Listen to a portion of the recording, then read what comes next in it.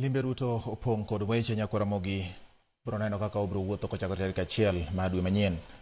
Maneno gai mar doho ma pacho ka David Maraga wuok oko mar chiwo ler ewi okang' mane okawo mar lando ni obiro bedo e debe e yiero mabiro ka owacho ni ok dhire gi sirikal mondo ochung'. Maraga moloso ka entiere kanisa mar Kisii Town Parish kawuono tok misa owacho ni pod ochoko pach jopiny kod jolony mamoko kotende kod dwaro mare mar laro komtend piny e yiero mabiro. Cleophas Oluoch nigi ler mathoth.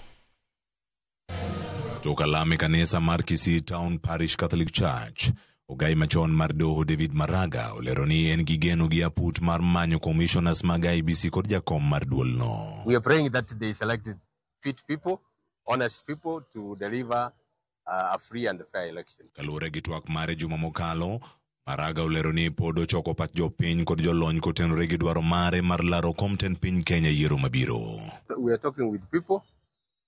It is at the end of the day, you know, the choice is the people's choice. Maraga bende udhi nyime mar wacho ni en men gi chia mar telo ka onyiso luor makende ne jomoko mabende biro manyo lemo no ka owacho ni en ema oromo gi sani. If you asked me, I will tell you. I mean, I'm the right one.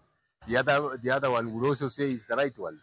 At the end of the day, it is the people who will decide. Chung mar Maraga osemiyo oganda moko wacho ni idhire mana gi sirkal mondo mi ochung' e laro komtend piny Kenya mabiro. Just relax, wait. I mean, in due course, you will make up your mind yourself whether or not I'm a state project. Cleophas Oluoch, Ramogi TV.